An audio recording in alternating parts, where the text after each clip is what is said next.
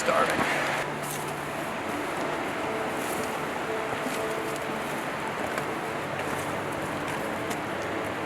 So we were walking back up from the cove, and there was still color in the sky. No joke, the sunset lasted over an hour. This is so insane.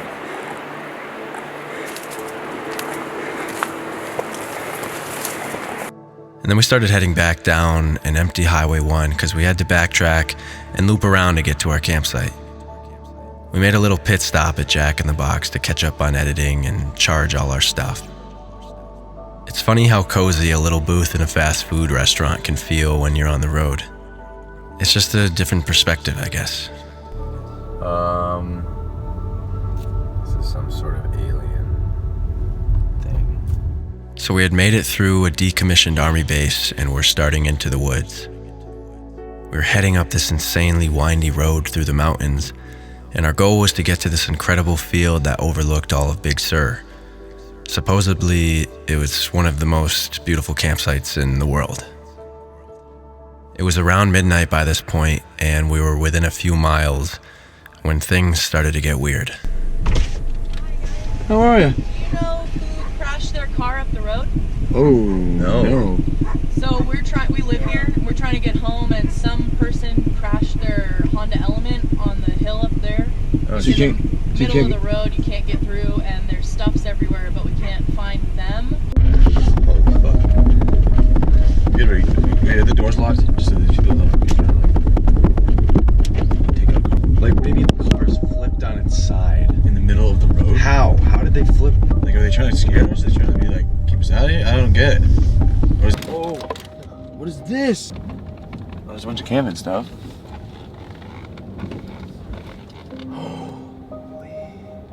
Dude, what? Neither of us had ever come across anything like this. Are you shitting? Want to check it out? Yo. We decided I should stay in the car with it running in case something happened, and Dave went in to investigate. Hello? What do you see?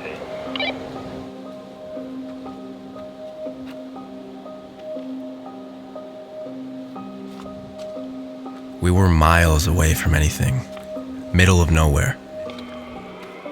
Can you get around it?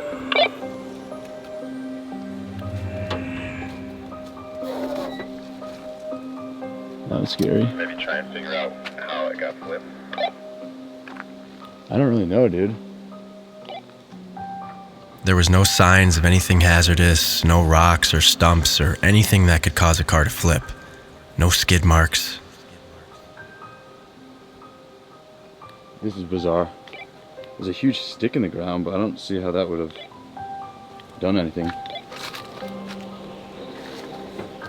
We were in this foreign place, overtired and kind of delirious, and there's a car flipped over with no explanation. Where's the license plate from? Hold on. No one around, no one appearing to be hurt, and no way to get through. I don't know, dude. It was weird. Like, a lot of stuff in there was, like, old. Yeah. Like, there's old hats that, like, look like they're vintage. Like, I don't know.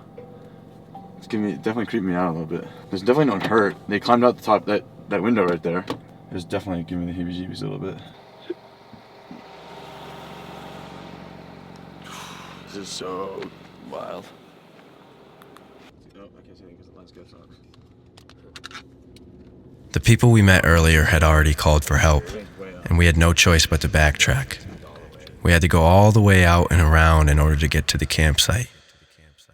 Had to go back down the mountain to the coast, then swing down Highway 1 for a ways until we got to the road that led up the other side, and that road was way more treacherous than the one we had originally come up, especially for a rental car with summer tires. This is actually kind of challenging. I'm not sure that this is going to do this. Uh-oh.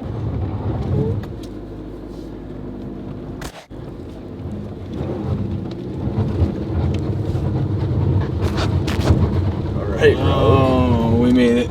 So, that's the road. But of course, the entrance to the campsite was blocked.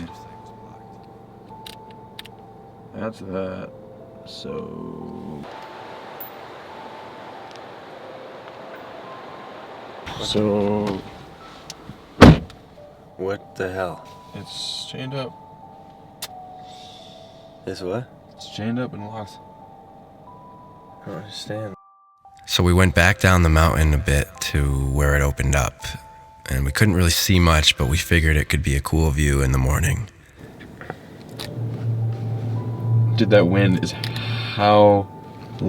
This is wild. We're literally on a ridge. Pacific Ocean is on either side of us, and we're just on a high ridge. And the wind is so loud. It sounds like when you blow into a glass bottle, and it's like, whoo. It's like doing that to the car. This is insane. I'm gonna try and get some sleep. 1:40. So it's 2 o'clock. Feels like 4:40. And we're gonna get up at 6 for sunrise.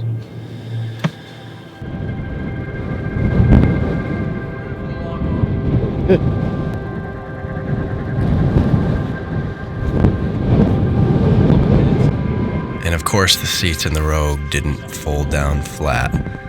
So we were in for an ultra comfortable, double layered spinal split sleep. But that's just part of the adventure. Alright. Say goodnight, Dave. Good night. That was not heartfelt. Alright, well, hey. Wish us luck. It's going well good here.